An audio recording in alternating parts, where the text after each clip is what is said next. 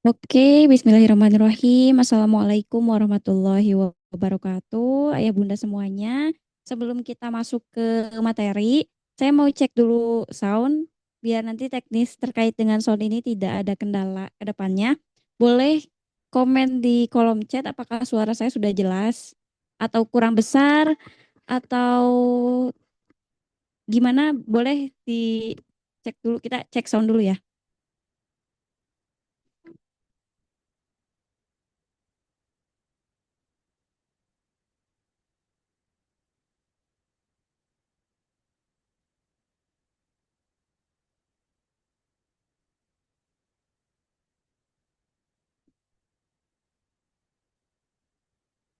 Oke, karena udah jelas, baik kita mulai saja ya materi pada malam hari ini. Bismillahirrahmanirrahim. Alhamdulillahirabbil alamin wa bihi nasta'in wal umuri dunya waddin wassalatu wassalamu ala asrofil anbiya'i wal mursalin wa ala alihi washabihi ajmain. Amma ba'du. Ayah Bunda, selamat datang, selamat bergabung dalam webinar pada malam hari ini. Kita akan berdiskusi ya terkait dengan cara mengajarkan puasa pada anak. Nanti sistemnya webinar ini akan ada dua sesi. Sesi yang pertama kami menjelaskan dulu materinya dari awal sampai akhir. Nanti sesi kedua kita baru Q&A. Q&A-nya mau raise hand silahkan, mau di kolom chat juga silahkan. Dan webinar ini akan selesai sampai semua pertanyaan yang ada di dalam kolom chat bisa terjawab ya. Dan terselesaikan di malam hari ini. Baik, kita mulai saja. Bismillahirrahmanirrahim. Cara mengajarkan puasa pada anak. Nah, sebelum kita masuk ke materinya, bagaimana caranya mengajarkan puasa pada anak itu, kita harus tahu dulu konsep why-nya. Kenapa bulan Ramadan itu bulan yang istimewa. Yang pertama, Ramadan disebut atau dikategorikan sebagai bulan yang istimewa adalah karena Ramadan bulan yang penuh berkah. Dari mana kita tahu bulan Ramadan itu bulan yang penuh berkah? Dari hadis dari riwayat Ahmad, Rasulullah bersabda, telah datang bulan Ramadan, bulan penuh berkah, maka Allah mewajibkan kalian untuk berpuasa pada bulan itu. Saat itu pintu-pintu surga dibuka, pintu neraka ditutup, dan para setan diikat atau dibelenggu. Yang kedua, apa keistimewaan bulan Ramadan tersebut? Puasa bulan Ramadan adalah sebagai penebus dosa hingga datang Ramadan di bulan berikutnya. Diriwayatkan dari hadis riwayat Muslim, jarak antara sholat 5 waktu, sholat Jumat dari Jumat saat ini ke Jumat berikutnya, sehingga Ramadan ke Ramadan berikutnya, merupakan waktu-waktu penebus dosa yang paling utama. Jadi beberapa alasan ya, kenapa Ramadan itu istimewa ya karena Ramadan adalah bulan yang penuh berkah dan sebagai bulan yang penuh dosa. Apalagi kenapa sih Ramadan itu sangat istimewa? Ya barang siapa memberikan buka puasa bagi orang yang sedang berpuasa mendapatkan pahala sebanyak pahala orang tersebut. Jadi kenapa sih punya tradisi di bulan Ramadan itu selalu berbagi takjil? Nah, ini di antaranya ya. Ya, hadis riwayat Ahmad, barang siapa yang memberikan pembuka atau buka atau takjil kepada orang yang berpuasa, maka dia akan mendapatkan pahala seperti pahala orang yang berpuasa. Kalau kita nitip takjil nih ke masjid 50 orang, berarti hari itu kita terhitung 51 orang. 50 orang yang kita beri takjil, satu orangnya kita yang melakukan puasa di bulan tersebut. Apalagi kalau setiap hari nitip takjil ke masjid gitu ya. Sangat luar biasa hebat pahala yang akan kita dapatkan. Lanjut, apa itu keistimewaan Ramadan? Doa orang yang berpuasa adalah doa-doa yang mustajab. Ada 3 macam doa mustajab, doa orang yang sedang puasa, doa musafir, dan doa-doa orang yang teraniaya. Jadi sering kita dengar ya doa orang yang teraniaya itu doa orang yang mustajab. Nah, salah dua diantaranya adalah doa orang yang sedang berpuasa. Maka perbanyaklah doa di bulan ini agar apa? Agar ya kita mendapatkan keberkahan. Apapun yang kita inginkan di dunia selama itu diminta di bulan Ramadan, insya Allah masuk ke dalam doa-doa yang mustajab. Selanjutnya, puasa dan Al-Quran yang dibaca pada malam Ramadan akan memberikan syafaat kepada orang yang mengerjakannya kelak di hari kiamat. Kan setiap pahala di bulan Ramadan dikali lipat ya, apalagi ketika kita membaca Al-Quran di sana, itu akan menjadi syafaat bagi orang-orang yang mengerjakannya. Lalu kenapa sih, apa perbedaannya bulan Ramadan dengan bulan yang lainnya? Kenapa harus kita sambut sebegitunya? Karena di bulan Ramadan pintu surga dibuka selebar-lebarnya menandakan keberlimpahan kebaikan. Apapun yang kita lakukan di bulan Ramadan akan mendatangkan kebaikan. Di bulan lainnya gimana? Pintu surga tertutup. Bahkan ya diriwayatkan tidak dibuka selebar itu gitu ya. Lebarnya tidak dibuka selebar di bulan Ramadan. Setan-setan dibelenggu menandakan keburukan yang tertahan. Sementara di bulan lainnya setan bebas melakukan keburukan semaunya. Kalau misalkan ini banyak juga pertanyaan ya, kita bahas juga terkait dengan hal ini. Kalau setan dibelenggu, kenapa ada orang yang masih melakukan maksiat di bulan Ramadan? Bukankah setan dibelenggu dan tidak menggoda manusia? Lalu kenapa masih ada manusia yang tidak mau berpuasa atau bahkan melakukan kemaksiatan di bulan Ramadan? Apakah ya kenapa bisa seperti itu? Bukankah setan-setan sudah tidak menggoda manusia lagi? Jawabannya, kalaupun misalkan setan dibelenggu, tapi manusia selalu punya nafsu, hawa nafsu dan lingkungannya. Tergantung. Kalau misalkan memang hawa nafsunya tidak bisa dikontrol, kemudian lingkungannya buruk, ya sudah. Dan biasanya orang-orang yang melakukan maksiat di bulan Ramadan itu biasanya punya temannya. Gak mungkin dia melakukan kemaksiatan sendiri di bulan Ramadan karena rata-rata manusia itu malu. Kecuali kalau misalkan lingkungannya memang menormalisasi ya melakukan kemaksiatan tersebut. Jadi walaupun setan-setan dibelenggu nih udah berkurang godaan dari manusia, dari setan-setan terhadap manusia, tapi karena manusia itu punya hawa nafsu, punya lingkungan juga tempat mereka bersosialisasi ya kalau lingkungannya buruk, hawa nafsunya juga nggak bisa dikontrol ya sudah maksiat akan tetap jalan walaupun di bulan Ramadan. Selanjutnya, semua amal kebaikan akan dilipat gandakan sebagaimana yang kita bahas tadi. Semua amal kebaikan, entah itu memberikan orang buka puasa, ngaji Quran, apapun itu ya yang kita lakukan akan dilipat gandakan. Kalau di bulan yang lainnya, tidak semua amalan dapat dilipat gandakan. Ridho Allah mudah turun kepada orang-orang yang sedang berpuasa. Kalau di bulan lainnya, ya kalau mau puasa Daud silahkan, mau puasa sunnah Senin Kamis silahkan, tapi kan tidak semua manusia bisa sadar untuk melakukan puasa Senin Kamis atau puasa Daud. Kalau di bulan Ramadan kan setidaknya selama 1 bulan full gitu ya. Mau itu yang rajin, mau itu yang males, ya kita karena itu kewajiban ya pasti melakukan puasa di bulan tersebut. Rasa malu manusia untuk berbuat maksiat di bulan ini lebih besar. Jadi walaupun warteg masih buka, walaupun restoran-restoran masih buka, biasanya mereka menyediakan menyediakan penutup ya. Walaupun dia buka menyediakan penutup untuk mereka yang masih makan di bulan Ramadan ya karena rasa malu manusia untuk berbuat maksiat ini lebih besar. Tapi di bulan lainnya rasa malu manusia untuk berbuat maksiat ya di bulan ini lebih kecil di bulan biasanya. Lingkungan sekitar sudah harum dengan keimanan yang kental ya kalau misalkan nggak kita lihat di masjid, di tetangga dan eh, orang-orang di rumah itu pasti ya ada lah yang melakukan puasa. Ya kalau di bulan-bulan lainnya mungkin ya vibes-nya nggak sekental ini terkait dengan peribadahan. Seluruh tempat bertemakan Islami dimanapun itu kecuali tahun ini ya. Tahun ini karena bertepatan dengan Imlek, mungkin ada perpaduan antara warna merah dengan warna hijau atau nuansa Ramadan. Kalau di media sosial itu banyak juga nih nuansa backsound Ramadan, tapi dikaitkan dengan Imlek kan. Nah itu juga karena momennya pas ya, terlebih seperti itu. Kalau di bulan yang lainnya mungkin hanya di masjid aja gitu ya, yang terkait dengan nuansa-nuansa Islami. Lalu kita tahu dulu perintah Allah atas puasa ada di Quran surah Al-Baqarah ayat 183. Hai orang-orang yang beriman, diwajibkan atas kamu berpuasa sebagaimana diwajibkan atas orang-orang sebelum kamu. Hukumnya puasa adalah wajib bagi orang yang sudah akil balik dan memenuhi syarat-syarat khusus untuk melakukan puasa. Ya, akil balik sih intinya. Akil itu mampu membedakan mana yang benar, mana yang salah. Akil itu juga cara berpikir ke depan, dia bisa bertanggung jawab dan sebagainya. Sementara balik itu ditandai dengan dia haid atau dia sudah mimpi basah atau sudah ada perubahan dari bentuk tubuhnya, jakunnya sudah mulai tumbuh, tumbuh juga rambut di sekitar area-area tertentu dan ada perubahan fisik di area perempuan ataupun area laki-laki. Itu adalah akil balik, syarat utama untuk melakukan puasa. Kejadian di bulan Ramadan yang sebegitu hebatnya apa saja diturunkannya Al-Quran di bulan ini. Malam Lailatul Qadar juga ada. Perang Badar, perang terhebat yang bahkan alumni-alumni para sahabat yang ikut perang Badar disebut dengan Ahlul Badar. Peristiwa Fatu Mekah di mana Nabi Muhammad bisa menguasai kota Mekah tanpa perang atau tanpa meneteskan darah sedikit pun. Ini adalah peristiwa Fatu Makkah ya. Kemudian peristiwa perang Khandaq, penggalian parit, wafatnya Ibunda Khadijah di bulan Ramadan, wafatnya Ibunda Aisyah di bulan Ramadan, dan wafatnya putri Nabi Ruqayyah putri Rasulullah juga di bulan Ramadan. Jadi peristiwa-peristiwa ini di dalam sejarah ini juga sangat berperan penting ya, kenapa Ramadan itu sungguh istimewa.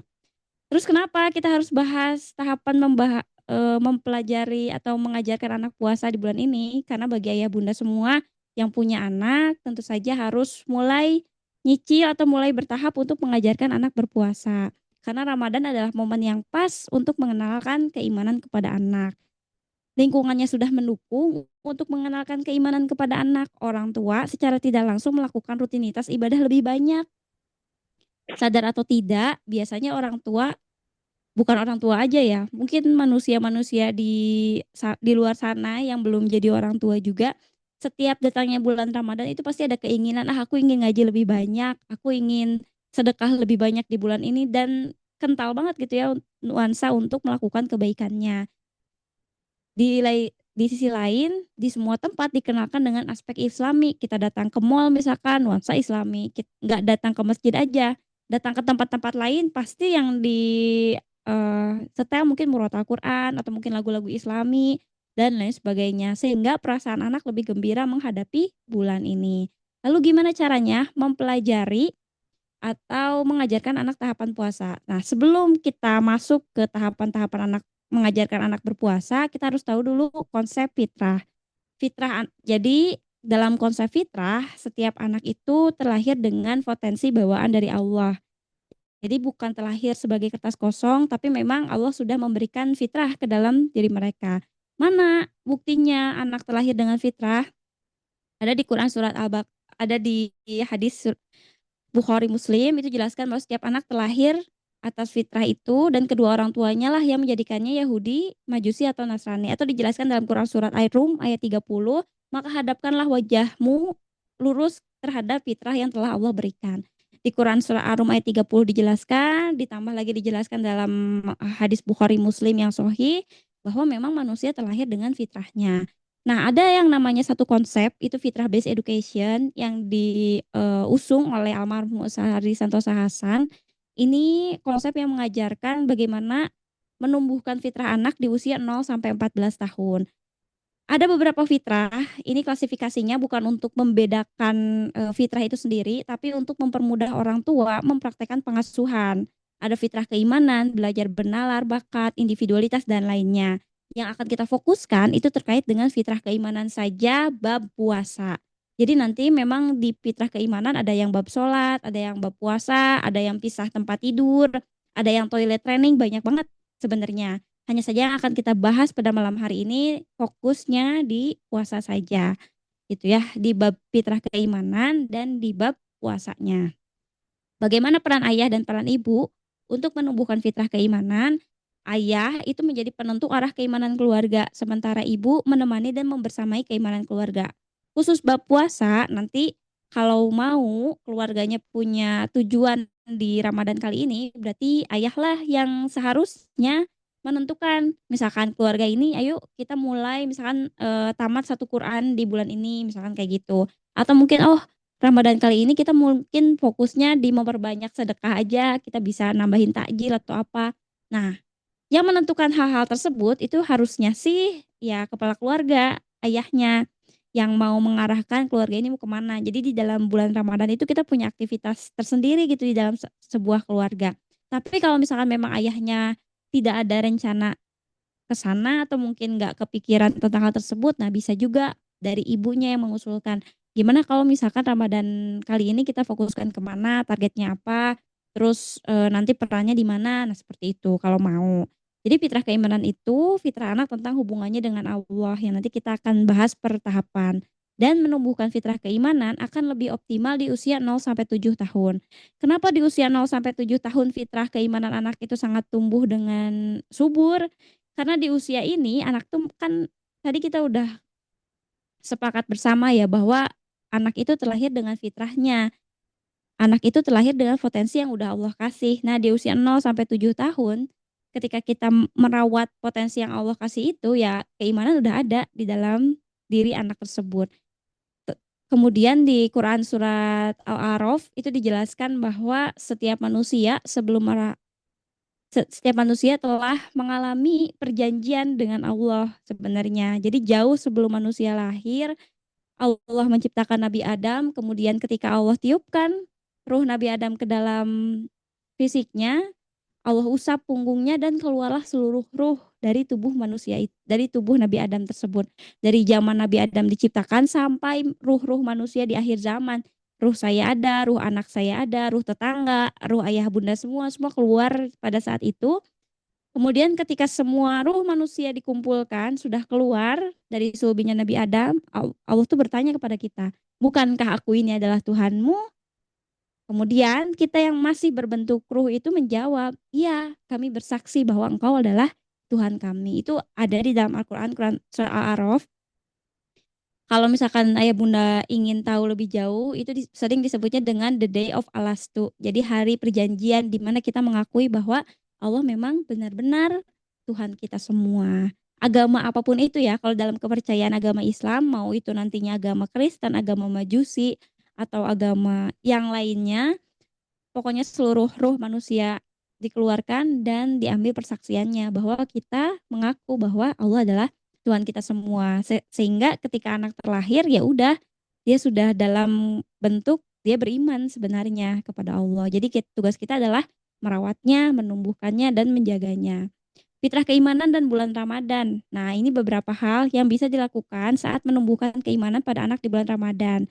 Melatih untuk bangun sahur, melihat bagaimana caranya orang membangunkan sahur itu juga bisa. Menyambut waktu berbuka, melatih anak berpuasa, mengajak anak tarawih dan lainnya. Kita akan bahas satu-satu per tahapan usia. Kegiatan di bulan Ramadan untuk anak. Nah, kalau kita membahasnya kegiatan bagaimana membangunkan sahur dan sebagainya, kita harus tahu dulu di dalam konsep pendidikan anak dalam Islam itu ada tahapan usia. Tahapan usia ini didasarkan oleh materinya dari Imam Ibnu Qayyim dan konsep fitrah. Jadi dalam buku pendidikan anak dalam Islam itu dijelaskan dalam mendidik anak di dalam Islam itu dibagi berdasarkan usianya. Jadi kita nggak terburu-buru nih mengejar target anak harus A, B, C, D, tapi tanpa melihat usia anak masih di mana. Nah, menurut Imam Ibnu Qayyim, usia anak dibagi berdasarkan tahapan 0 sampai 2 tahun, 3 sampai 6 tahun, 7 sampai 10 tahun, dan 11 sampai 14 tahun. 0 sampai 2 tahun ini merawat. 2 atau 3 sampai 6 tahun itu menguatkan, 7 sampai 10 tahun menumbuhkan dan menyadarkan, 11 sampai 14 tahun itu mengokohkan. Jadi merawat fitrahnya, menguatkan fitrahnya, menumbuhkan dan menyadarkan fitrah, kemudian mengokohkan fitrah itu sendiri. Dan berikut adalah beberapa tahapan untuk mengajarkan anak berpuasa di usia 0 sampai 2 tahun. Jadi bagi ayah bunda yang punya anak usia 0 sampai 2 tahun, gimana cara mengajarkan anak berpuasa? Konsep fitrahnya adalah merawat. Pada tahapan ini, anak hanya dikenalkan dengan puasa. Orang tua berperan untuk mengenalkan anak akan rutinitas puasa itu sendiri. Sahur. Untuk anak usia 0 sampai 2 tahun dibangunkan anak atau tidak? Jawabannya itu tidak usah dibangunkan untuk anak usia 0 sampai 2 tahun. Tapi kan yang namanya bayi ya usia 0 sampai 2 tahun kan kadang-kadang dia ngedengar suara kita di dapur dia bangun, kemudian dia ikut sahur. Nah, kalau anak bangun tanpa kita bangunkan, maka boleh bangunkan aja ikut sahur sama kita. Tapi bukan kita yang membangunkan ya. Kan ada momen di saat 0 sampai 2 tahun itu kadang-kadang terbangun ya tengah malam. Kalau misalkan saat kita sahur, kemudian anak usia 0 sampai 2 tahun ini terbangun sendirinya, maka bangunkan saja, biarkan dia ikut sahur dengan kita. Jangan ditidurkan kembali, kecuali kalau anak mau tidur kembali. Jadi kita lihat dulu kondisinya. Kalau memang dia bangun tapi masih ngantuk dan pengen tidur lagi, ya udah tidurin lagi. Tapi kalau misalkan dia bangun, terus kan ada ya anak yang tiba-tiba ceria atau semangat tuh di usia 0 sampai 2 tahun tengah malam. Ya kalau misalkan memang dianya nggak mau tidur lagi, bangunkan saja, ikut sahur sama kita. Kalau anak nggak bangun, ya udah nggak usah dibangunkan. Biarkan saja anak tertidur lelap untuk usia 0 sampai 2 tahun. Praktek puasanya gimana? Boleh nggak anak puasa di usia 0 sampai 2 tahun? Tidak direkomendasikan untuk melakukan puasa di anak usia 0 sampai 2 tahun karena masih ya 2 tahun gitu. Apa yang diharapkan dari anak usia 0 sampai 2 tahun. Jadi kalau misalkan cara kita mengenalkannya adalah ya sudah kalau misalkan dia bangun ya dibangunkan agar dia tahu suasana sahur seperti apa. Kalau dia tidak bangun ya sudah jangan dipaksakan untuk bangun dan tidak direkomendasikan untuk mengajak anak berpuasa saat usianya 0 sampai 2 tahun. Saran kegiatan konkretnya apa? Membangun vibes Ramadan yang berbeda di bulan Ramadan. Misalkan ya menghias rumah, dia ikut ngehiasi rumah. Dan biasanya kalau misalkan memang orang tuanya rajin atau punya rutinitas setiap bulan Ramadan menghias rumah lah. Menghiasnya nggak usah repot pakai yang mahal-mahal, pakai kardus dipotong-potong, diwarnain sama kita atau pakai HVS mungkin. Kita ngegambar barang tentang bulan Ramadan, entah itu masjid, entah itu bulan bintang, banyak ya, terus ditempel di dinding dan melibatkan anak usia 0 sampai 2 tahun walaupun dia belum ngerti, yang penting dia bisa nempel-nempel atau apa, itu setidaknya adalah usaha orang tua untuk mengajarkan anak terkait dengan puasa. Jadi membangun vibes Ramadannya. Sholat tarawih gimana? Diajak nggak anak usia 0 sampai 2 tahun? Tidak direkomendasikan dibawa ke masjid saat sholat. Karena beberapa pertimbangan, satu, tangisan anak dapat mengganggu jemaah lain. Yang kedua, jika sudah merangkak, kan usia 0 sampai 2 tahun ada yang sudah merangkak, ada yang sudah jalan. Jika merangkak atau jalan, khawatir ke tempat yang berbahaya, akan membuat sang ibu tidak tenang pada saat sholat. Tapi, kalau misalkan ada di daerah ayah bunda yang menyediakan masjid ramah anak, itu silahkan boleh dibawa dengan beberapa kondisi ya. Karena kalau di Bandung, khususnya di Bandung ada masjid biasanya ada Masjid Salman. Nah, mereka menyediakan satu ruangan yang tidak ada hal-hal yang berbahaya. Itu kayak misalkan ruangan aja, kotak yang disediakan khusus untuk ibu-ibu dan anak-anak.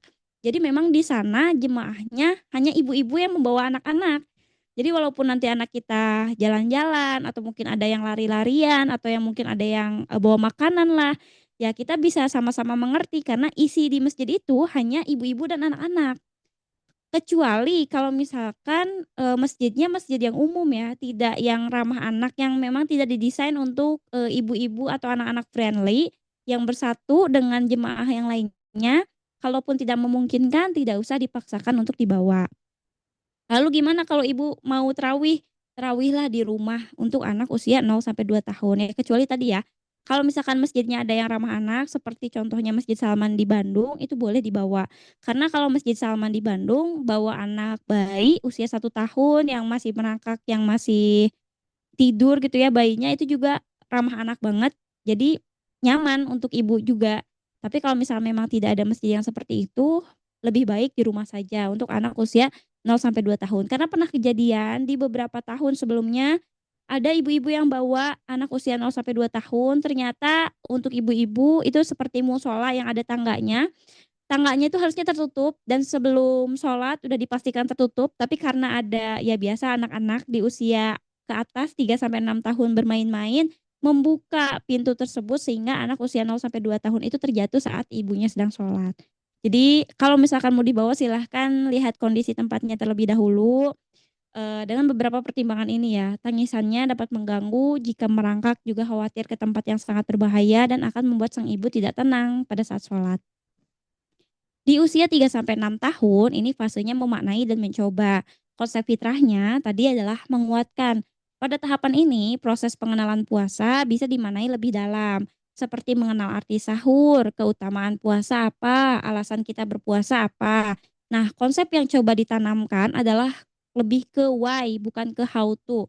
Apa bedanya? Kalau why itu anak memahami kenapa sih aku harus berpuasa, puasa itu untuk apa? Kenapa aku rela menahan lapar? Dan lain sebagainya. Pertanyaan-pertanyaan tentang why. Kenapa? Mengapa? Bukan ke how to-nya. Jadi how to kan kita puasa dari habis subuh misal sampai maghrib. Itu namanya how to. Bagaimana tata cara puasa dilakukan. Kita nggak boleh minum, kita nggak boleh makan. Itu lebih ke how to. Tapi untuk anak usia 3 sampai 6 tahun kita kuatkan dulu pondasi why. Jadi PR utama untuk orang tua di usia 3 sampai 6 tahun nanti adalah konsep why-nya. Kenapa ya aku harus berpuasa? Kenapa ya aku harus menahan lapar? Mungkin ayah bunda bisa pakai kisah-kisah Nabi, ada juga buku-buku sekarang ya yang setelah dilengkapi dengan beberapa jawaban untuk hal tersebut atau yang lebih mudah adalah berdialog dengan dialog ringan. Misalnya, kenapa sih aku harus puasa? Tahu nggak? Perut kita itu bekerja terus-menerus dari bulan lalu, misalnya dari tahun lalu sampai tahun ini. Setidaknya Allah kasih perut kita buat istirahat. Atau kamu sudah terlalu banyak makan permen nih, gigi kamu harus istirahat dulu biar giginya sehat, ya kita harus berpuasa. Dengan hal-hal yang make sense bagi dia, itu lebih mudah dicerna oleh anak-anak. Dan hal-hal lain lah ya, yang bisa dikaitkan dengan hal-hal tersebut. Sahur. Kalau anak usia 3 sampai 6 tahun dibangunkan sahur atau tidak? Nah, orang tua mulai boleh membangunkan anak untuk sahur, tapi ada dua kondisi. Kondisi pertama, anak mau bangun. Kalau anak mau bangun, maka bangunkan saja dengan cara yang lembut dan baik. Tapi kalau anak yang tidak mau bangun, maka biarkan anak tidur dulu. Tidak usah dipaksa, anak harus bangun sahur di usia 3 sampai 6 tahun. PR-nya adalah berarti kalau misalkan anak di usia 3 sampai 6 tahun nggak mau bangun, oh kata Tegma nggak usah dipaksa. Nah itu berarti evaluasi buat kita. Anak nggak mau dibangunin sahur nih, berarti ada apa yang kurang ya? Berarti PR-nya pas sebelum sahurnya, pas malamnya mungkin itu disounding dulu sama kita. Atau pas paginya, pas siangnya, wah sahur ini enak loh dan lain sebagainya. Mungkin seperti itu. Agar anak ada ketertarikan untuk bangun sahur. Atau tips lainnya adalah menyediakan makanan sahur yang dia sukai. Kayak misalkan, kamu nanti sahur mau apa? Oh aku mau ayam goreng Umi. Misalkan seperti itu. Berarti mau nggak mau kita harus mengalah sama anak kita. Sediain ayam goreng buat dia sahur. Atau hal-hal lainnya lah yang membuat dia tertarik untuk bangun sahur itu apa. Praktik puasanya gimana? Kalau misalkan dia udah bangun sahur, oke, sahur nggak ada masalah nih. Terus praktek puasanya gimana? Untuk anak usia 3 sampai 6 tahun itu tidak kalau kuat silahkan sampai maghrib. Tapi kalau tidak kuat dan anak merengek, nangis, minta makan, maka silahkan berbuka sesuai dengan kesanggupannya. Anak mungkin mulai dari imsak sampai jam 8 pagi nggak apa-apa. Jam 9 pagi zuhur tergantung kesanggupan anaknya. Teh anakku usia 5 tahun udah sama sampai maghrib ya udah berarti nggak ada masalah dong kalau misalnya memang seperti itu. Teh anakku udah 6 tahun mau ke 7 tahun misalkan. Tapi masih pengen buka di tengah jalan. Nah, berarti kalau misalnya seperti itu, kita harus punya buku catatan, nggak buku sih. Mau bikin grup di WA sama suami silahkan, pokoknya sebagai catatan. Misalkan di tahun ini, oke kita mau mulai ajarin anak puasa nih, usianya masih 3 tahun. Ya dicoba tahun pertama di usia 3 tahun dia sanggup sampai jam 8 pagi. Minggu pertama sampai 8 pagi. Nah, naikin di minggu kedua sampai jam 9 pagi, di minggu ke selanjutnya sampai zuhur misalkan terus meningkat seperti itu. Ya kalau misalkan baru mau mulai di usia 6 tahun ya berarti harus mulai dari awal dulu. Dari jam 8, dari jam 9. Jangan tiba-tiba loncat karena kan anak tuh biasanya bertahap ya. Dari usia 0 sampai 5 tahun belum diajarin puasa. Tiba-tiba usia 6 tahun harus sampai tamat sampai maghrib. Nah itu biasanya agak susah. Kecuali kalau misalkan mau bertahap. Jadi oke baru mau mulai puasa di usia 6 tahun. Berarti mulainya dari jam 8 pagi. Nanti di jam 8 pagi ditanya kalau kondisinya masih baik-baik aja dan masih kuat, lanjut, lanjut, naik, naik terus seperti itu. Karena 3 sampai 6 tahun adalah memaknai dan mencoba. Jadi konsep why-nya dulu yang dikuatkan dan mencoba puasanya memang semampunya saja. Tidak usah dipaksakan karena belum ada kewajiban untuk anak usia 3 sampai 6 tahun.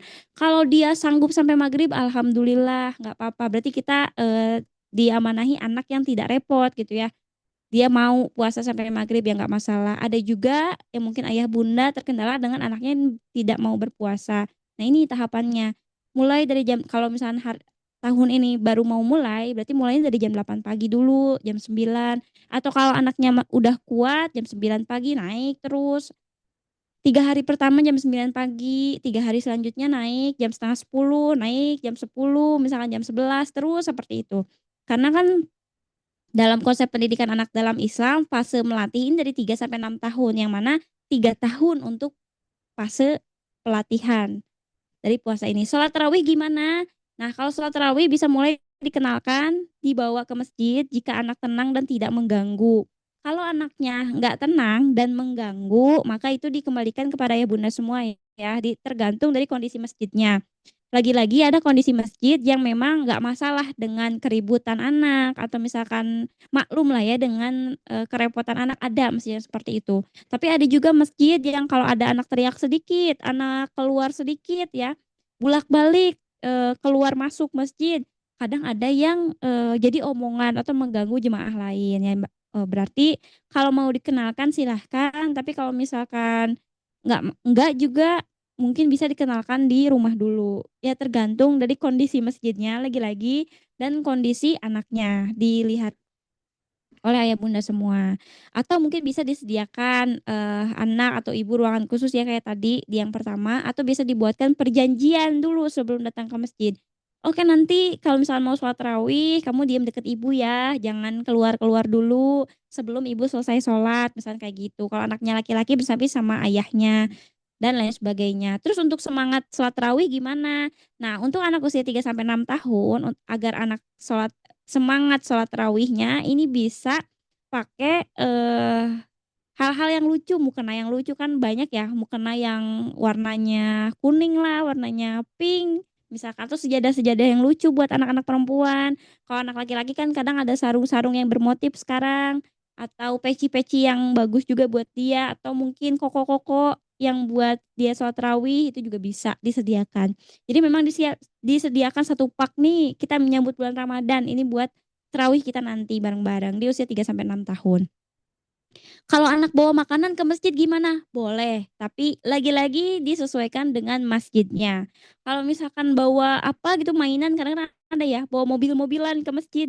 Se Sewajarnya saja dan lagi-lagi disesuaikan dengan masjidnya. Kadang-kadang memang ada masjid yang saklek banget, tidak mau menerima anak yang bawa mainan, tidak boleh berjalan dan sebagainya ya. Tapi kalau misalnya masjidnya masih normal, masih ya normal-normal aja gitu ya, tidak tidak sesaklek itu terhadap anak-anak, maka silahkan boleh dibawa. Saran kegiatan konkretnya apa? Di usia 3 sampai 6 tahun boleh membangun vibes Ramadan lagi, menghias, itu masih bisa dilanjutkan di usia ini. Nah, PR-nya di usia 3 sampai 6 tahun, orang tua disarankan memiliki jurnal Ramadan anak. Jurnal Ramadan anak itu bisa ditulis manual di buku catatan atau dibikin grup sama suami di WA, di Telegram, dimanapun itu ya bisa bikin grup singkat. Tahun sekarang anak usia berapa, terus hari pertama dia sanggup puasa sampai jam berapa, misalnya kayak gitu. Terus pas kita dialog, oh dia ternyata nggak mau bangun sahur nih, kenapa alasannya? Terus sampai pemaknaan why-nya, dia tahu nggak ya kenapa dia harus puasa? Gimana caranya menanamkan konsep why itu tadi ya, bisa pakai kisah siroh, bisa pakai buku, bisa pakai bahasa-bahasa dialog seperti tadi. Oh perutmu lagi harus istirahat nih, udah kerja dari tahun kemarin sampai tahun sekarang nggak istirahat-istirahat, kita istirahat dulu yuk, nanti makannya jam 9 misalnya kayak gitu. Dan bahasa-bahasa lainnya yang mudah dipahami oleh anak. Lalu bisa juga menyambut waktu berbuka bersama-sama. Jadi kalaupun misalkan dia buka jam 9 pagi, ya sudah kita tetap harus merayakan proses anak tersebut. Jadi kalau misalkan dia mau buka, oh iya mau buka ya, mau buka sama apa? Misalnya mau sama makanan apa yang dia sukai ya kita siapkan seperti itu. Atau mau sama buah misalkan, oke kita buka sama buah semangka ya, misalkan kayak gitu. Jam 9 walaupun jam 9 nanti ini lagi. Nah, gimana kalau misalkan dia udah buka dari jam 9 tapi mau lanjut lagi puasanya? Nggak apa-apa. It's okay, nggak masalah. Jam 9 dia buka, mau puasa lagi, oke lanjutkan lagi puasanya. Itu juga nggak apa-apa. Nggak masalah untuk anak usia 3 sampai 6 tahun. Hal ini dalam sirahnya pernah dilakukan pada zaman dahulu. Diriwayatkan dari Abu Daud, Rasulullah pada saat hendak berbuka, beliau mengumpulkan anak-anak yang berada di Masjid Nabawi, kemudian beliau bersabda, orang yang berpuasa memiliki doa yang pasti dikabulkan ketika ia berbuka. Kemudian anak-anak itu berbuka dan berkumpul. Rasulullah mengangkat tangannya, anak-anak di sana tersenyum lalu menyantap hidangan berbuka bersama-sama. Walaupun di antara anak-anak itu udah ada yang berbuka ya. Walaupun udah ada yang berbuka di antara anak usia 3 sampai 6 tahun itu, tapi pada saat momen berbuka tiba yang asli pada saat maghrib, anak-anak dilibatkan untuk berbuka bersama orang tuanya. Jadi kalaupun misalkan anak kita 3 sampai 6 tahun, padahal dia nggak puasa dan udah batal juga, misalkan pas waktu zuhur, nah pas maghrib itu tetap Rasulullah mengumpulkan seluruh anak-anak yang ada di sekitar Masjid Nabawi untuk berbuka bersama-sama. Jadi anak tuh, oh ini ya vibes-nya berbuka Ramadan tuh kayak gini, misalnya kayak gitu. Hal ini juga dilakukan oleh Abdullah bin Umar saat ia berbuka. Ia memanggil seluruh anak-anaknya, kemudian ia berdoa dan menyantap hidangannya bersama-sama. Jadi walaupun ada yang udah buka, udah batal anak-anaknya usia 3 sampai 6 tahun, tapi selalu mengajak anak-anaknya untuk berbuka bersama-sama. Untuk apa? Untuk merasakan vibes Ramadan, untuk merasakan vibe berbuka puasa itu seperti apa. Masuk ke usia 7 sampai 10 tahun, ini kita udah masuk fase perintah dan konsep fitrahnya adalah menumbuhkan dan menyadarkan sebagaimana sholat diperintahkan bagimu, ajarkanlah anak-anakmu sholat di usia 7 tahun dan kalau misalkan dia nggak mau sholat di usia 10 tahun maka pukullah dia dan lainnya. Itu isi perintahnya seperti itu. Karena sudah ada perintah sholat di usia 7 sampai 10 tahun, maka untuk tahapan 7 sampai 10 tahun ini mau nggak mau sahur anak itu wajib bangun. Orang tua wajib membangunkan anaknya untuk sahur di usia ini. Jika anak tidak mau bangun, bisa dilakukan dengan langsung menggendongnya dari tempat tidur, menyediakan air hangat untuk dia cuci muka, atau kalau dia nggak mau nggak, kalau nggak masih nggak mau bangun sahur, mau nggak mau ayahnya atau ibunya yang menggendong dia dari tempat tidur, membawanya ke kamar mandi, mencuci mukanya dan menyimpan dia siap untuk bangun sahur. Kenapa harus seperti itu? Karena fase fase latihannya itu udah lewat 3 sampai 6 tahun, di 7 sampai 10 tahun udah masuk perintah mau nggak mau dari Quran juga udah ada perintah sholat, sebagaimana sholat ya puasa pun harus jalan. Ya kalau masih nggak mau bangun sahur mau seperti apa lagi? Jadi prakteknya ya mau nggak mau orang tua harus membangunkan anak sahur di usia ini. Karena deadline kita, deadline sebagai orang tua itu stuck di usia 10 tahun. 7 sampai 10 tahun udah karena khawatirnya nanti kan kalau usia saat ini 9 sampai 10 juga udah akil balik ya. Udah balik maksudnya. Kadang ada yang anak yang haid di usia 9 tahun. Ada yang mimpi basah di usia 9 tahun. Ya kalau misalkan dia sudah haid dan mimpi basah berarti dia udah masuk konsep wajib. Dia nggak puasa berarti dia dosa kan seperti itu. Nah, berarti deadline-nya memang di usia-usia ini rentan banget di 7 sampai 10 tahun. Kalau anak nggak bangun sahur, ya gimana lagi? Jadi peran kita sebagai orang tua ngajarin anak buat bangun sahur ya kalau anaknya masih nggak mau bangun, mau nggak mau harus digendong. Makanya ada ya, kadang-kadang ada tuh yang share di medsos mungkin yang ngegendong anaknya atau anaknya turun dengan mata sayu yang belum sepenuhnya bangun, nah itu nggak masalah. Yang penting kita sudah mencoba lah untuk membangunkan anak seperti itu. Atau ada juga nih kalau effortnya sangat besar, ada orang tua yang menyediakan air hangat bahkan untuk anaknya sikat gigi dan cuci muka. Praktek puasanya gimana? Direkomendasikan untuk membiarkan anak bertahan hingga maghrib jika anak sanggup. Kecuali jika ada kondisi lain yang menyebabkan anak tidak bisa berlatih puasa hingga maghrib. Kalau usia 3 sampai 6 tahun dia mau buka jam 9, mau buka jam 12, mau buka jam berapapun itu nggak masalah, silahkan berbuka saja kalau misalnya memang mereka mau. Tapi untuk usia 7 sampai 10 tahun direkomendasikan untuk ditunda sampai maghrib. Kalau misalkan anaknya merengek atau apa, dialihkan, diajak bermain dan dibuat sibuk anaknya sampai anaknya lupa waktu dan bertahan sampai maghrib. Kenapa bisa seperti itu? Nanti kita lihat ya, ada siroh di baliknya. Tapi ini catatan ya, kalau anaknya sanggup melihat kondisinya. Kalau misalkan anaknya lemas, hampir pingsan, dehidrasi, punya penyakit, tidak mampu berpuasa karena kesehatan, dan masalah-masalah serius lainnya, maka tidak direkomendasikan untuk sampai maghrib. Jadi kita lihat kondisi anaknya dulu. Kalau anaknya masih sehat, masih sanggup, tapi dia hanya merengek, ingin makan, usianya udah 7 sampai 10 tahun direkomendasikan untuk ditunda sampai maghrib.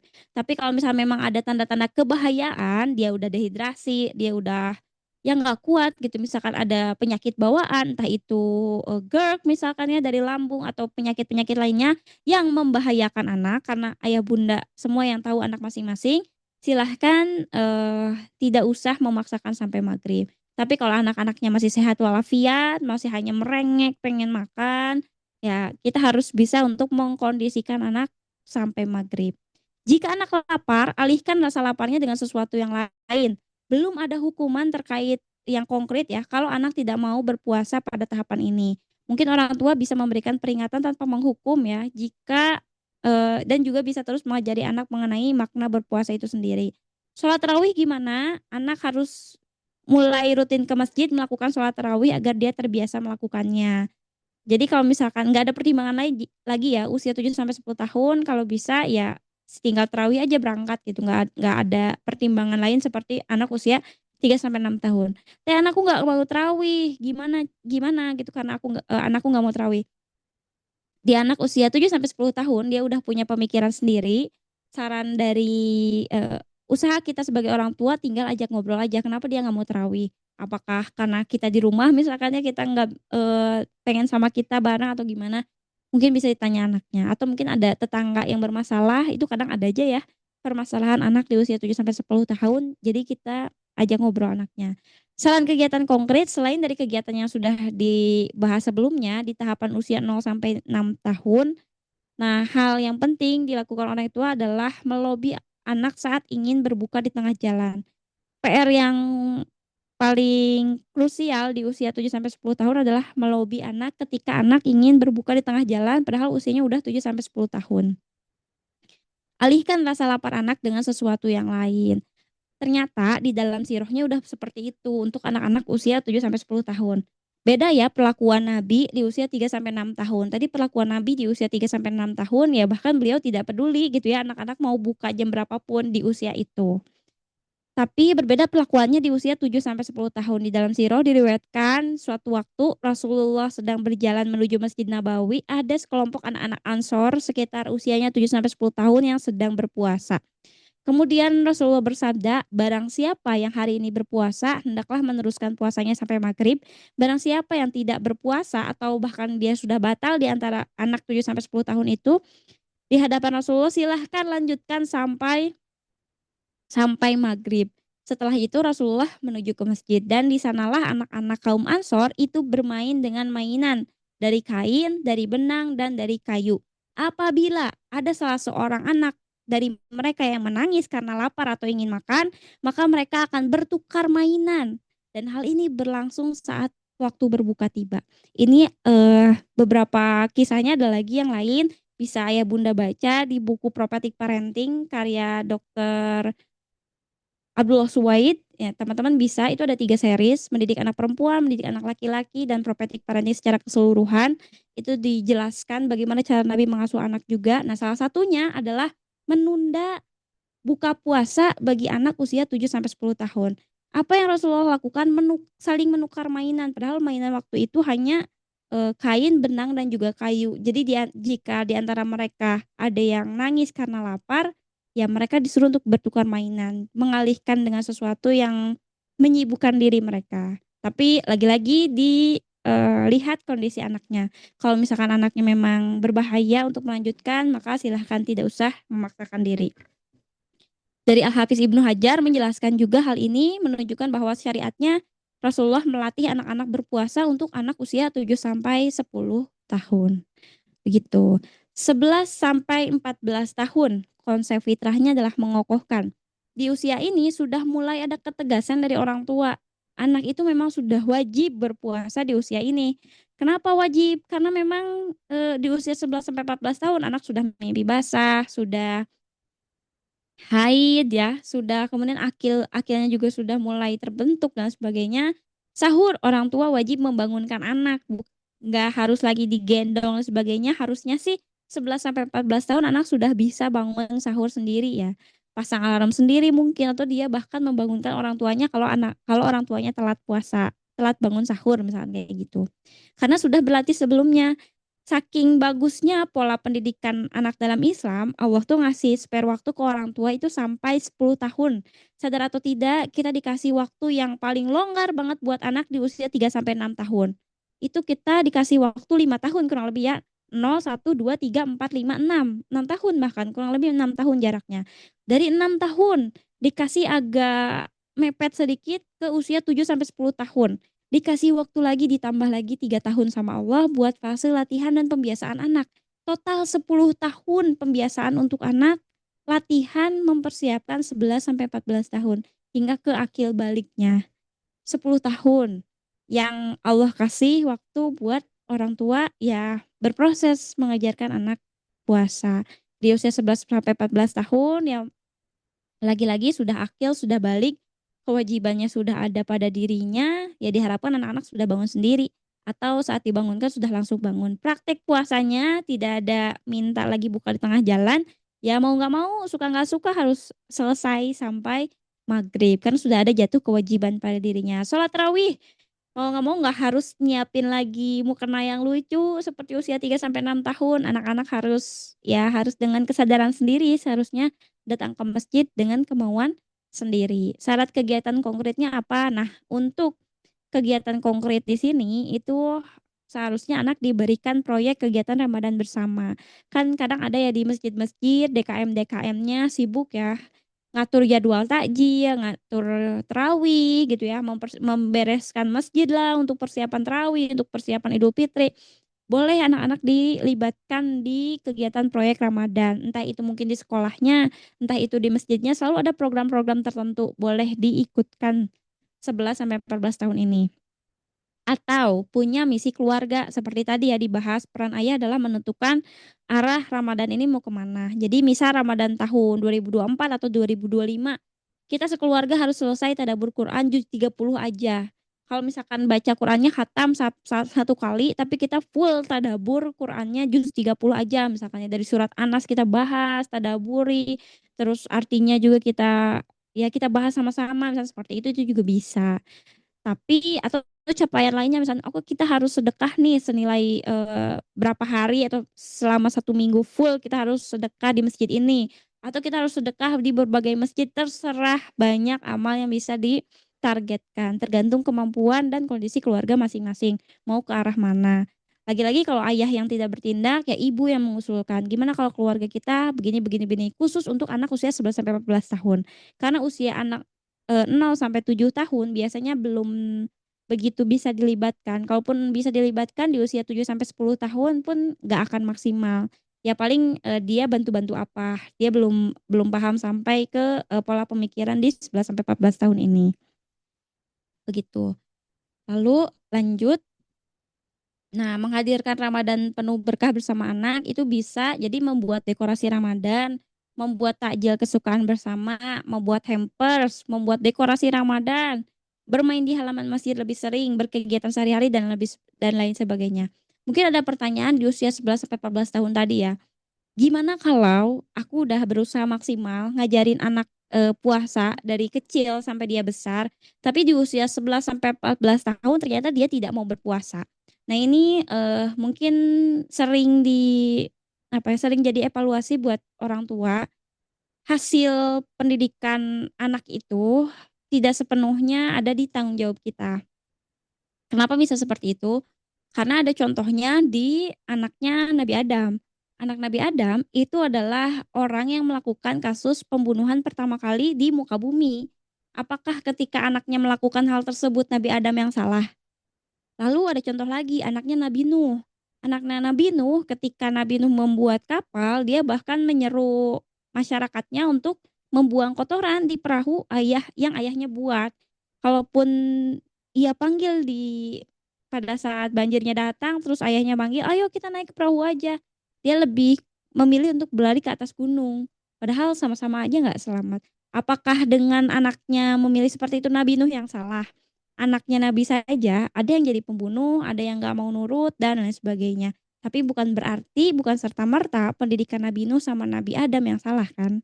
Nah itu menjadi salah satu contoh dan mungkin kabar baik buat para orang tua. Ternyata hasil pendidikan anak itu nggak sepenuhnya ada di tanggung jawabnya kita. Yang akan dihisap oleh Allah adalah kamu telah mengajarkan apa, kamu udah usaha sampai mana, usaha kamu udah sampai maksimal atau belum, terus kamu udah berusaha untuk ngajarin itu ke anakmu atau belum. Terlebih anaknya nanti mau memilih seperti apa, ya ada di anaknya sendiri sebenarnya. Pada akhirnya seperti itu. Memang nantinya ada hasil pengasuhan yang baik, hasil anaknya juga baik. Tapi si roh juga ngajarin kita nggak selamanya kok pengasuhannya baik, ternyata hasil anaknya pun akan baik. Makanya sering kita temui kok anaknya ustadz tapi kok orang tuanya ustadz, kok anaknya ustadz tapi kok orang tuanya ustadz tapi anaknya maksiat, kan kadang ada yang kayak gitu. Atau kok orang tuanya melakukan maksiat tapi anaknya bisa jadi sealim ini, misalkan kayak gitu kan. Ya memang seperti itu polanya. Yang akan dihisap oleh orang tua adalah sejauh mana kita berusaha untuk mendidik anak-anak kita. Selebihnya ya dia juga punya free will, dia juga punya pola pemikiran sendiri karena udah usianya 11 sampai 14 tahun. Qabil di kisah itu kisaran usianya 11 sampai 17 tahun. Anak Nabi Nuh kisaran usia 11 sampai 17 tahun. Jadi memang di usia 11 sampai 14 tahun ketika akilnya sudah ada, baliknya juga sudah ia terima, ya gimana lagi? Tidak sepenuhnya salah orang tua. Mungkin free will-nya yang memang seperti itu. Ya kalau misalkan kita salah, oh itu salah didikan orang tuanya pasti. Kalau seperti itu berarti kita nganggap oh itu salahnya Nabi Adam yang nggak bisa mendidik Qabil dengan benar, kok tega-teganya bisa melakukan kasus pembunuhan pertama di muka bumi, bahkan setiap kasus pembunuhan yang ada sampai saat ini itu dosanya ngalir ke anaknya Nabi Adam. Tapi kan kita nggak serta-merta menyalahkan pengasuhan Nabi Adam salah pun dengan pengasuhannya Nabi Nuh, kalau lebih kayak gitu. Jadi memang hasil pendidikan orang tua tidak sepenuhnya ada di kita. Ya nanti kita dihisab sih tentang gimana caranya ngajarin ke anak-anak. Tapi terlebih dia pilihannya seperti apa ya dari dia sendiri. Kadang-kadang ada ya orang tua yang memang diuji seperti itu. Anak usia 11 sampai 14 tahun atau 11 ke atas lah ya. 15 tahun misalnya 15 tahun ke atas. Diujinya kayak gitu. Kita udah mulai ngajarin anak dari kecil. Kebaikan-kebaikan udah kita contohkan misalkan. Tapi tetap aja anaknya beda jalur. Atau ada aja ya kasus yang seperti itu. Ya berarti ya kita hanya berdoa ya karena nggak ada pengasuhan yang sempurna, yang ada orang tua yang selalu berikhtiar, sisanya biar Allah yang menyempurnakan. Tuh. Lanjut. Nah, ini salah satu contoh ya. Ini bisa dipraktekkan untuk anak usia sampai ke 7 sampai 10 tahun kurang lebihnya. Untuk anak 11 sampai 14 tahun karena lebih ke proyek dan kegiatan-kegiatan di luar itu bisa. Nah, kalau misalkan kegiatan Ramadan untuk anak usia 3 sampai 10 tahun bisa pakai ini. Jadi kalau misalkan checklist Ramadan ibadah, checklist ibadah Ramadannya bisa nih hari pertama berapa bikin.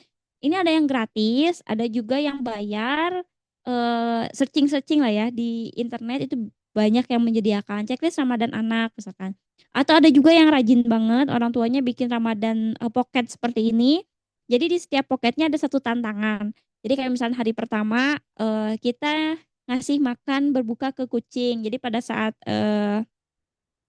ngabuburit ya atau nunggu waktu azan kita nyari kucing kita ngasih makan seru kan ya cocoknya untuk anak usia 3 sampai 10 tahun sih untuk 11 tahun ke atas sudah nggak cocok lagi hari kedua kita ngapain hari ketiga kita ngapain terus sampai Ramadan Pocketnya selesai ini juga sama pakai Ramadan Pocket ini pakai Ramadan Pocket kalau ini kita pakai checklist kalau ini ada ide main 50 Ramadan activities hari pertama misalkan kita bikin apa.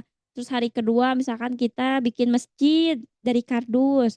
Hari keempat kita bikin takjil. Takjilnya apa? Bikin sama anak atau puding kah atau apa? Itu bisa melibatkan anak-anak.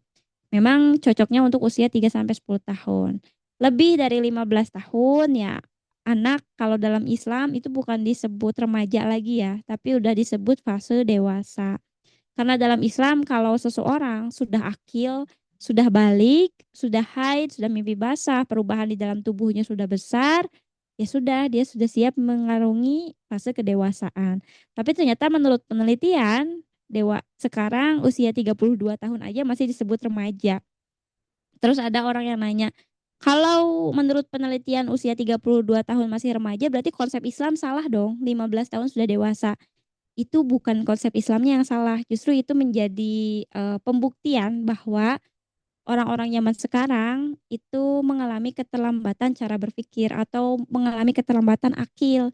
Baliknya lebih dulu, artinya dia mimpi basah dulu, dia haid dulu, dia mengalami perubahan di tubuhnya dulu, tapi akilnya, cara berpikirnya itu mengalami keterlambatan. Bukan dalam artian bodoh ya, tapi kadang ada yang orang sulit mengambil keputusan, sulit bertanggung jawab atas apa yang dia lakukan, terus masih membedakan benar dan salah pun masih gimana. Bahkan ya di zaman sekarang ada anggapan bahwa hamil di luar nikah itu lebih baik daripada nikah tapi nggak hamil-hamil. Sudah separah itu kondisi dunia saat ini. Maka wajar di usia 3 sampai 2 tahun para peneliti menyebutkan bahwa mereka masih remaja. Itu justru menjadi bukti konkret bahwa ya manusia mengalami keterlambatan cara berpikir. Bahkan untuk membedakan benar dan salah pun di kalangan kita masih banyak perdebatan. Ya lebih baik hamil duluan di luar nikah daripada udah nikah tapi nggak hamil-hamil. Itu kan pola pikir yang gimana gitu ya. Itu jadi perdebatan sengit kalau misalkan ayah bunda sering berselancar di media sosial, itu banyak ternyata orang yang memiliki pemahaman yang demikian. Dan banyak hal lain ternyata yang di luar dari itu yang bikin geleng-geleng kepala. Jadi ya sudahlah ya, tantangan kita pengasuhan di akhir zaman memang seperti ini. Semoga kita dipermudah untuk mengasuh anak-anak kita. Jika di bulan Ramadan saja tidak bisa memaksimalkan menumbuhkan fitrah keimanan aja anak, lantas di bulan apa lagi kita optimalkan menumbuhkan fitrah keimanan kita? Kalau di bulan Ramadan saya tidak bisa. Jazakumullahu khairan. Kita masuk ke sesi 2, sesi Q&A. Bagi ayah bunda yang mau bertanya silahkan resen atau masuk ke kolom komentar ya. Saya izin minum dulu ya.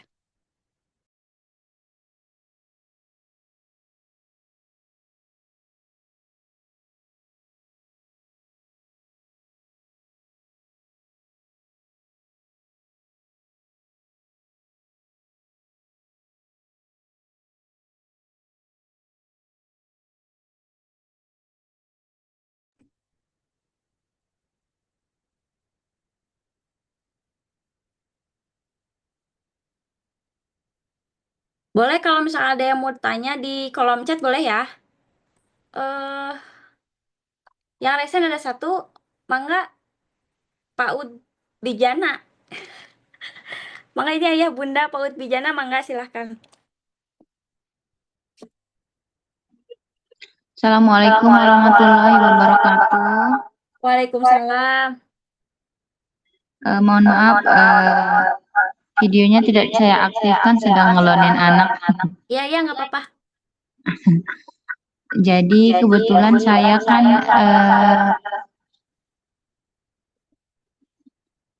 guru PAUD ya.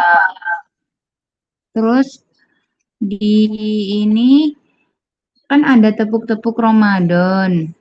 Lalu ada salah satu anak yang bertanya, pahala itu apa? Nah, saya bingung untuk menjelaskannya secara bahasa anak itu seperti apa ya, Umi. Biar sesuai dengan usianya dan bisa masuk ke bahasa anak gitu.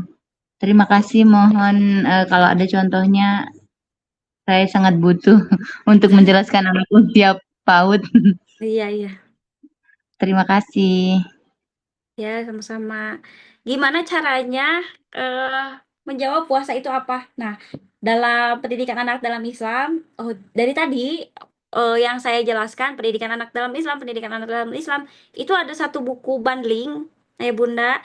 Itu buku bundlingnya memang judulnya adalah Pendidikan Anak dalam Islam, kayak Dr. Abdullah Nasir Ulwan. Itu bukunya sangat tebal, membahas ya berbagai aspek untuk pendidikan anak dalam Islam. Nah, salah satu bab di sana menjelaskan tentang konsep dialog dengan anak. Konsep dialog dengan anak itu ada satu frase yang sangat menarik adalah kalau mau berdialog dengan anak itu permudah, jangan dipersulit. Jadi segala hal konseptual yang kita pahami, kalau misalnya mau menjelaskan dengan anak, itu dipermudah, jangan dipersulit. Termasuk dengan pertanyaan pahala itu apa? Kalau mau dipersingkat, jawabannya adalah pahala itu adalah hadiah dari Allah. Nanti kalau eh, konteksnya lagi ngebahas apa nih, sholat atau puasa misalnya tentang peribadahan. Nanti kalau misalkan sebut namanya, nanti kalau misalkan A melakukan puasa itu nanti dapat hadiah dari Allah, dan nanti hadiahnya bisa diambil di surga. Minta apa aja terserah. Nanti kalau misalkan pasti ada pertanyaan lagi, hadiahnya dalam bentuknya apa? Ya tinggal tanya aja, A maunya apa, atau A lagi kepengen apa nih, misalnya kayak gitu. Di kita rasa keingintahuan dia atau keinginan dia dinaikkan. Kamu lagi pengen apa nih hadiahnya, misalnya kayak gitu. Oh, aku lagi pengen mobil remote misalkan. Ya udah, nanti Allah kasih mobil remote, tapi hadiahnya akan dikasih nanti di surga. Tapi Pak, ada lanjutan lagi, surga itu apa? Gimana caranya kita ke surga? Ya surga itu adalah tempat orang-orang yang solih yang dapat hadiah dari Allah. Nanti kita semua dapat hadiah. Misalkan sesimpel yang bisa kita jawab yang dia pahami juga. Kalau misalkan surga itu apa ya? Nanti surga adalah tempat semua keinginan bisa terkabul. Terus nanti kalau kita di surga ngapain? Ya ngapain aja. Kakak mau ngapain? Misalkan, oh dia mau berenang di kolam susu lah atau apa. Dan bahkan anak saya yang saat ini usianya 6 tahun, dia masih beranggapan bahwa surga adalah tempat balapan mobil remote sampai sekarang. Iya, masih ya udah nggak apa-apa karena itu memang pola pikirnya dia. Ada lagi yang mungkin nanti mendebat ya. Oh, surga nggak bisa kayak gitu. Misalkan harus dijelaskan secara konkret berdasarkan apa yang terdapat dalam kitab. Dalam buku pendidikan anak dalam Islam tidak dijelaskan seperti itu. Memang kita harus menyederhanakan konsep yang menurut kita rumit ya. Karena anak-anak nggak akan bisa ngerti kalau misalkan bahasanya bahasa kita. Jadi permudahlah. Nggak masalah kah ngebahas seperti itu? Tidak masalah, karena nanti ketika anak usia 7 sampai 10 tahun, dia akan paham dengan sendirinya. Karena akalnya udah mulai terbentuk, terus cara berpikirnya juga akan lebih luas. Jadi nggak masalah. Yang ditugaskan oleh kita, terutama PAUD ya, di usia 0 sampai 5 tahun, itu sangat dibutuhkan untuk meningkatkan curiosity anak, sama kepengen anak buat masuk surga. Nggak masalah dengan hal tersebut. Jadi ya mudah-mudahan bisa ngebantu ya, Bu. Iya. Terima kasih, Umi. Oke.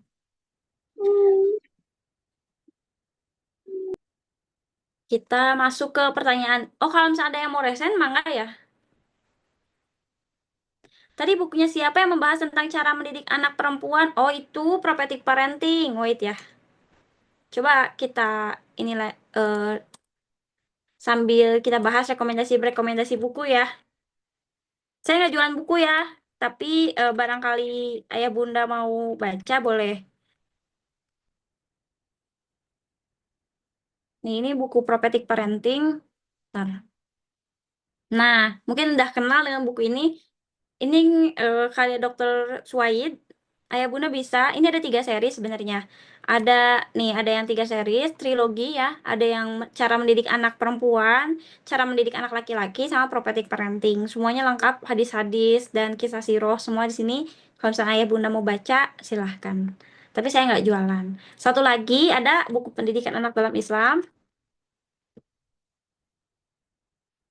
Nah, ini juga lengkap bukunya di sini. Yang ini ada 2 cover ya, bukan beda, tapi memang ada keluaran terbarunya. Kalau misalkan mau, boleh. Dan ini bukunya tebal, sekitar 700 halaman, tapi memuat semuanya. Konsep dasar pendidikan anak dalam Islam.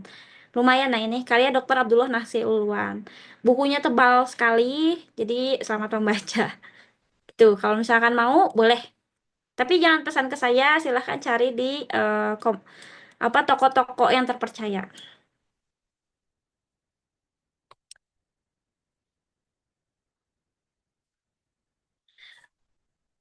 Bunda, saya kebetulan single mom. Nah, harus menemani atau mengalihkan anak dari rasa lapar tidak bisa karena harus kerja juga. Gimana solusinya? Usia anak sudah 7 tahun lebih. Oh, kalau misalkan sedang bekerja, anaknya dijaga sama siapa di rumah? Kalau misalkan di rumahnya sama ibu mertua atau ibu kita, maka nanti kita titipkan ke ibu mertua atau ibu kitanya. Kalau di rumahnya dengan ada ART misalkan atau ada neni yang menjaga, titipkan ke yang menjaganya. Seperti itu. Kalau soalnya kalau misalkan memang nggak ada yang menjaga, terus nggak terkontrol dan nggak ditemanin sama kita, mungkin anak akan bisa aja buka di tengah jalan. Jadi kalau misalkan memang ada teman di rumahnya, siapa gitu ya, ibu mertua atau ibu kita atau mungkin neni, bisa dititipkan dulu sama mereka. Bagaimana mengajarkan puasa kepada adik yang baru 4 tahun ini puasa pertamanya. Sedangkan si kakak usianya udah 6 tahun, sudah puasa keduanya. Puasa tahun lalu masih setengah hari sampai zuhur 1 bulan. Nah, kekhawatirannya si kakak tergoda oleh si adik karena masih belajar puasa. Kayak ini masih sering banyak ditanyain ya, kalau anaknya lebih dari 2, lebih dari 1 maksudnya. Lebih dari 1 tapi beda usia. Gimana caranya untuk mengontrol biar si kakak tidak tergoda. saran dari saya ketika si adik lagi makan, itu coba ditempatkan di tempat yang mungkin tidak terlihat oleh kakak. Karena yang namanya anak usia under 7 tahun pasti akan tergoda dengan dia adiknya makan apa, makan apa. Terus nanti kita kasih pengertian sama si kakaknya. Adiknya masih kecil, lambungnya masih sangat sedikit, misalkan kayak gitu. Perutnya masih kecil sekali. Kalau misalkan nggak makan, nanti dia gimana gitu. Nanti dia sakit atau apa. Terus dia minta izin dulu kalau mau minta izin dulu ke kakaknya. Kak, adanya mau makan nih. Ibu bawa dulu ke ruangan ini ya. Kakak di sini aja kita main, misalnya kayak gitu. Nanti kakak ibu siapkan apa buat bukanya, misalnya kayak gitu. Dipisahkan. Jadi kalau misalkan si kakaknya udah lumayan ngerti, ya pisahkan adiknya makan di mana, kakaknya di mana. Kadang ada juga adiknya udah dipisahin tapi dia lagi di deket kakaknya, diam lagi di deket kakaknya mau nggak mau selama bulan Ramadan ada sama kakaknya ketika si adiknya mau makan dipisahin dulu ruangannya misalkan atau kakaknya disibukkan dulu dengan ngapain sebelum adiknya waktu makan kalau adiknya nggak mau pindah kakaknya yang dipindahin ayo kita ngegambar dulu atau ada proyek apa misalkan yang ngegambar menggunting ngisi apa makanya ada worksheet Ramadan kan sekarang banyak banget ya yang jualan worksheet Ramadan atau apalah gitu ya dikasih aktivitas anak si kakaknya biar dianya teralihkan dengan godaan si adik kayak gitu sih kecuali itu kalau misalnya kakaknya bisa ngontrol diri ya dan sabar banget kakaknya ada juga anak yang kakaknya tuh nggak bisa nahan kakaknya nggak bisa nahan terus tergoda sama adiknya ya kalau misalnya seperti itu eh dikasih kesempatan kakak misalkan boleh buka nih di jam berapa bareng sama adiknya. Kakak kuat nggak atau nggak kuat? Bisa seperti itu. Kalau misalnya usia 3 sampai 6 tahun masih di rentang itu, ya dia boleh buka di tengah jalan. Tapi udah usia 7 tahun ke atas, lebih baik dialihkan saja. Tuh. Sebentar ya.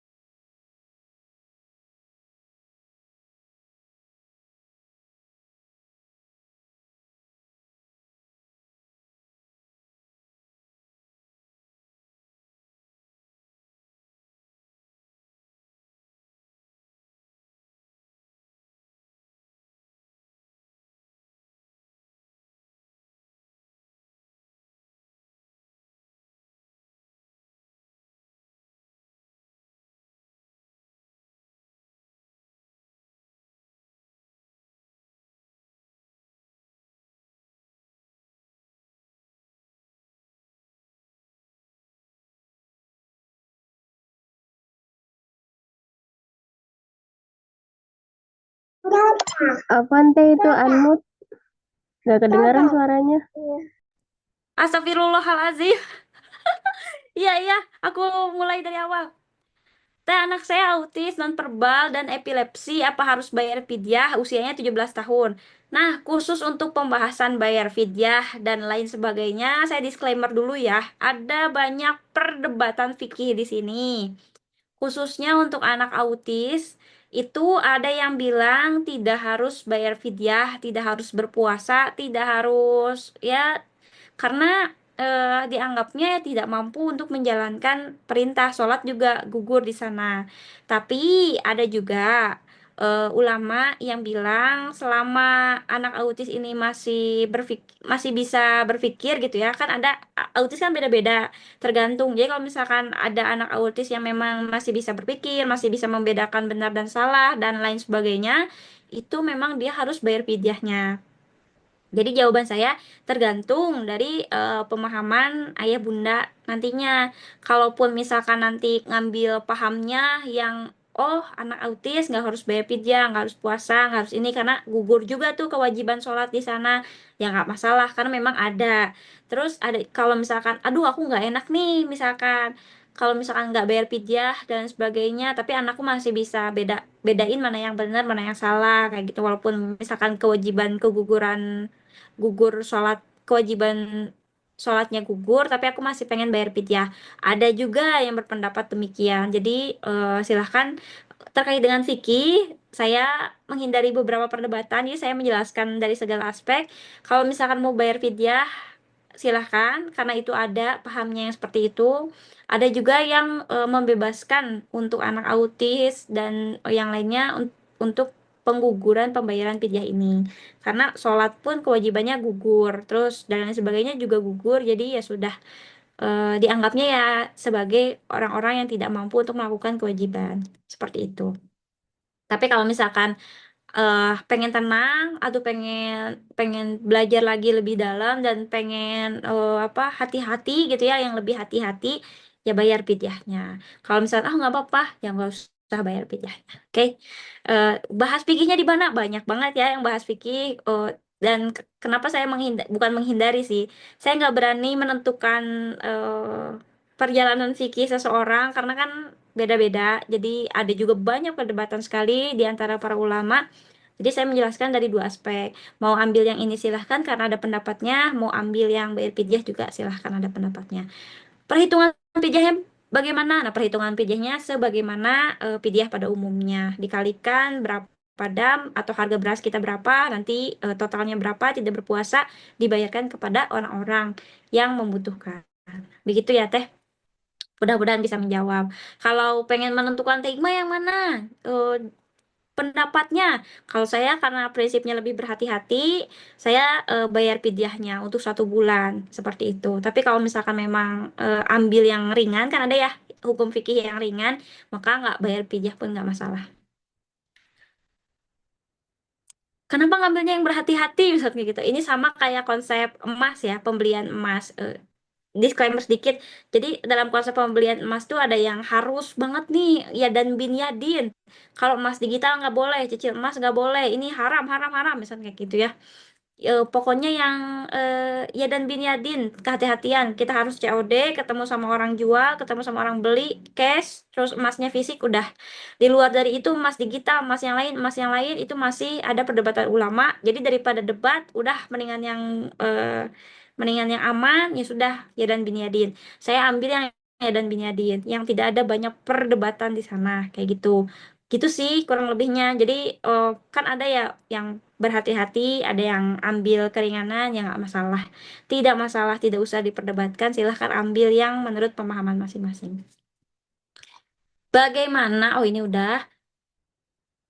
Assalamualaikum, anak saya tahun kemarin sudah ajarkan puasa saat dia usia 5 tahun. Lantas saya ajarinnya itu kalau sudah buka, misalnya jam 11 sampai 12 siang, ya puasanya batal.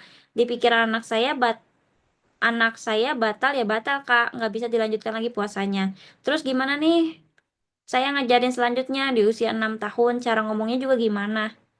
Ya, Teh Dewanti ya nggak apa-apa juga kalau misalkan ngajarin anak jam 11 sampai jam 12 siang batal ya batal aja nggak masalah karena memang itu dia sudah batal. Tapi ada juga anak-anak ya, kan beda-beda ya konsep anak-anak. Ada juga anak-anak yang jam 11 sampai jam 12 udah buka tapi dia memang keinginan dari dalam dirinya sendiri mau puasa lagi gitu sampai maghrib. Ya itu juga nggak masalah. Salah atau tidak? Ya nggak salah sebenarnya. Silahkan lanjutkan. Terus gimana saya ngajarinnya selanjutnya di usia sekarang 6 tahun? Ya karena di usia 5 tahun sudah diajarkan bahwa jam 11 sampai jam 12 siang dia buka lalu batal, ya nggak masalah. Tinggal dilanjutkan aja sekarang. Di usia 6 tahun naik sedikit. Gimana kalau bukanya sampai asar aja? Misalkan kayak gitu. Nanti batalnya hanya 3 jam nih menjelang maghrib. Nggak masalah. Nggak ada konsep salah dan benar di sini. Jadi ada anak yang udah batal pengen puasa lagi nggak masalah. Mau diajarin jam 11 sampai jam 12 udah batal aja nggak masalah juga. Justru kalau jam 11 sampai jam 12 batal dia udah paham bahwa oh aku batal nih nggak usah puasa lagi. Nanti pas dia lanjut mungkin dia ada keinginan buat bukanya nanti mungkin maghrib atau mungkin nambah lagi kan udah dari tahun lalu belajarnya. tahun lalu udah sampai jam 12. Nah, tahun sekarang targetnya boleh ditambah sampai asar. Kayak gitu. Gimana kalau batalnya nanti asar aja yuk? Misalnya kayak gitu, itu juga bisa. Jadi nggak apa-apa, Teh, kalau misal mau melanjutkan, ya batal-batal aja, nggak masalah. Ya, itu mah tadi ngejelasin kalau misal memang ada anak yang kadang-kadang pengen puasa lagi tapi dia sudah batal. Tidak masalah. Karena kan di dalam sirohnya juga tadi kata Rasulullah, barang siapa yang belum berbuka, maka silahkan lanjutkan puasanya. Barang siapa yang sudah berbuka, maka silahkan lanjutkan puasanya juga. Itu juga ada. Nggak masalah sama sekali. Anak saya 6 tahun 11 bulan.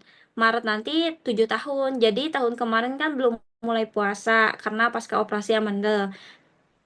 Sudah mulai latihan semampunya. Apakah tahun ini sudah mulai full? Baiknya tahapannya seperti apa? Karena ada riwayat operasi di usia, walaupun usianya sudah 7 tahun, berarti kita lihatnya yang catatan tadi teh, kita lihat catatan anaknya kan dengan riwayat kesehatan ya. Kalau misalkan langsung memaksakan anak full sampai maghrib, itu mungkin akan keberatan ke anaknya. Jadi walaupun sekarang anaknya udah 7 tahun, selama dia belum balik, artinya dia belum haid atau belum mimpi basah, diurutkan dari awal dulu, mulai dari yang paling dekat, misalkan dari jam 9 dulu awal-awal, langsung naik ke zuhur, langsung naik ke asar, dilihat kondisi anaknya. Boleh nggak langsung ke maghrib? Nah, saya tidak sarankan untuk langsung ke maghrib, dilihat riwayat kesehatannya, terus kan baru mulai juga, jadi lebih baik dimulai dari yang paling dekat, misalkan jam 9 dulu, 3 hari pertama puasa jam 9 dulu, tanya lagi kuat nggak atau mau lanjut atau tidak. Kalau anaknya masih kuat, boleh dilanjutkan, tapi kalau misalkan anaknya kuat, kuat, kuat, tapi kondisi fisiknya udah lemah, silahkan berbuka saja, gitu. Jadi tadi masuk ke catatan ya, bagi ayah bunda yang mungkin kesehatan anaknya atau kondisinya tidak optimal atau punya riwayat khawatir seperti apa, boleh dilatih dulu dari yang paling dekat, jam 9 dulu, jam 10 langsung naik jam 12, langsung naik lagi ke asar, langsung ke maghrib ya.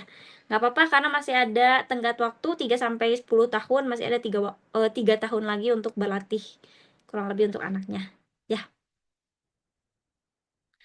Nggak ada suaranya. Iya tadi, aduh, nggak nyalain mutenya ya.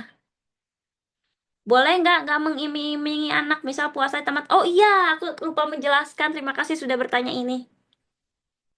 Tadi kelewat ya. Terkait dengan iming-iming.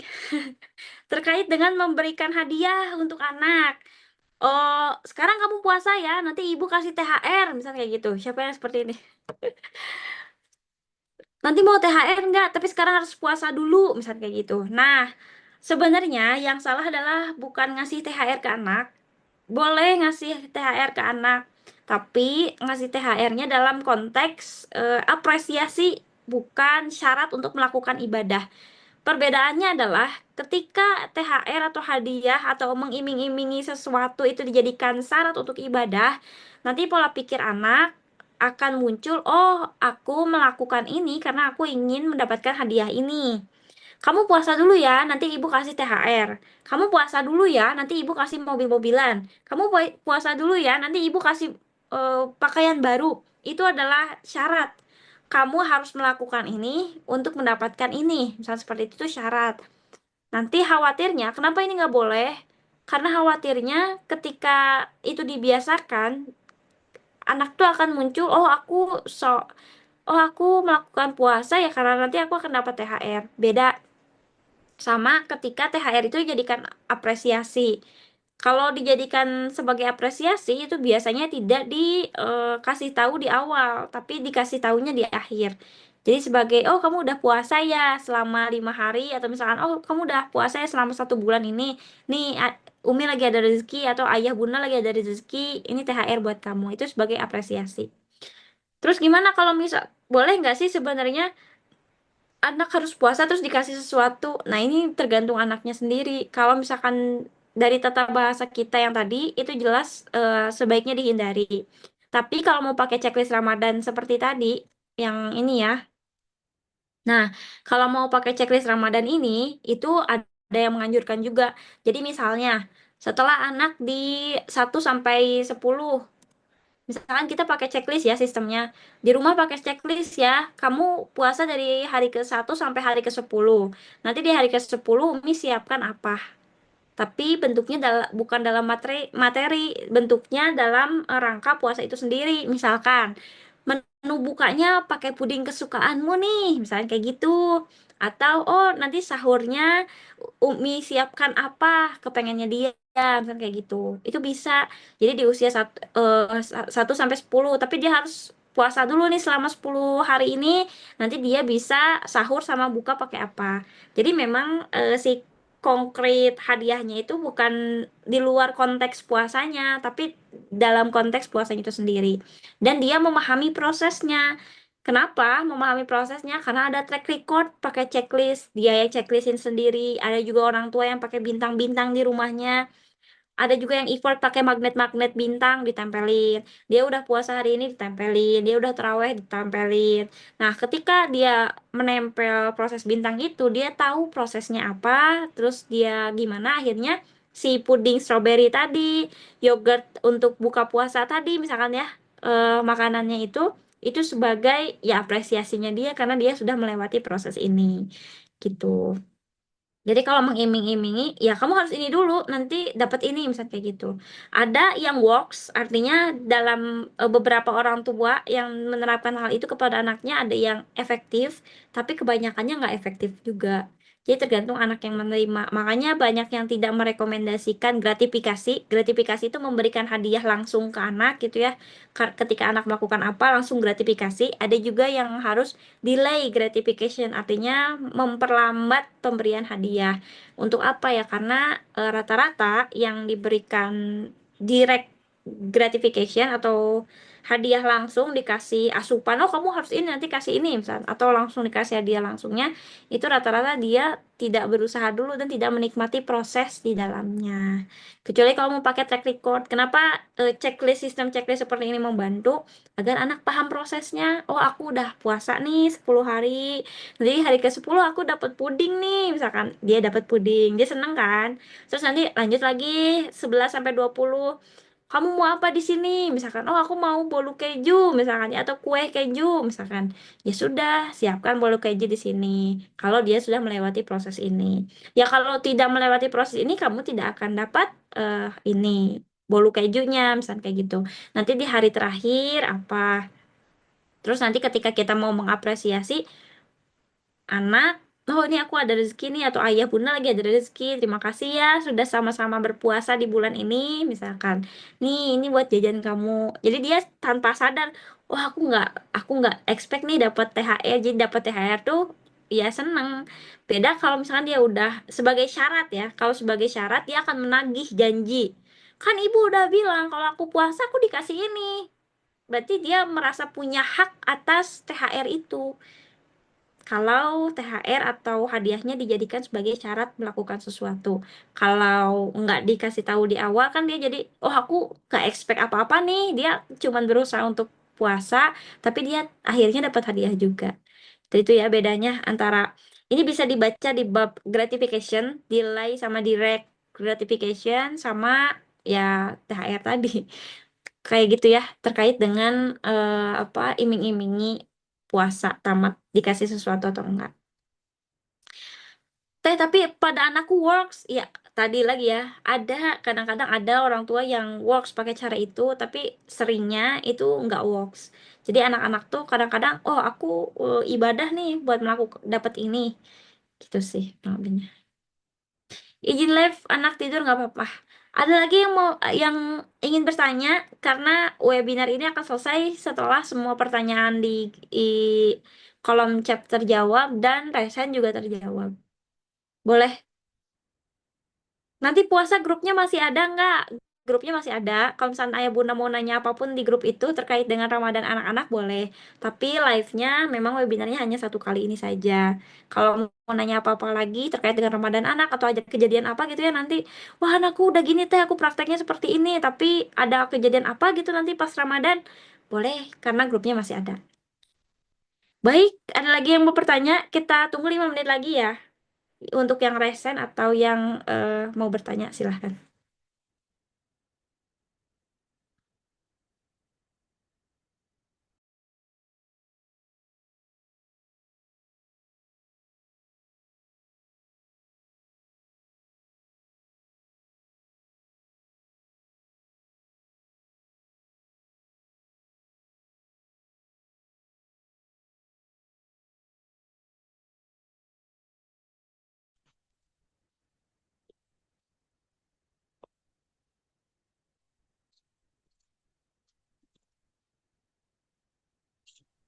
Baik, karena nggak ada lagi ya yang pertanyaan lagi. Oke, kalau misalkan nanti ada pertanyaan tambahan boleh di-share di grup aja ya. Kalau misalkan dalam prakteknya ada hambatan atau kendala lain. Terima kasih ya ya Bunda malam hari ini sudah sharing dan mungkin kita diskusi bareng terkait dengan belajar tahapan puasa pada anak. Alhamdulillah kita tutup pertemuan ini dengan bacaan hamdalah dan istighfar bersama-sama. Astagfirullahalazim, astagfirullahalazim, astagfirullahalazim. Dan doa kafaratul majelis. Subhanakallahumma wa bihamdika. Asyhadu an la ilaha illa anta. Astagfiruka wa atubu ilaik. Wabillahi taufiq wal hidayah. Wassalamualaikum warahmatullahi wabarakatuh.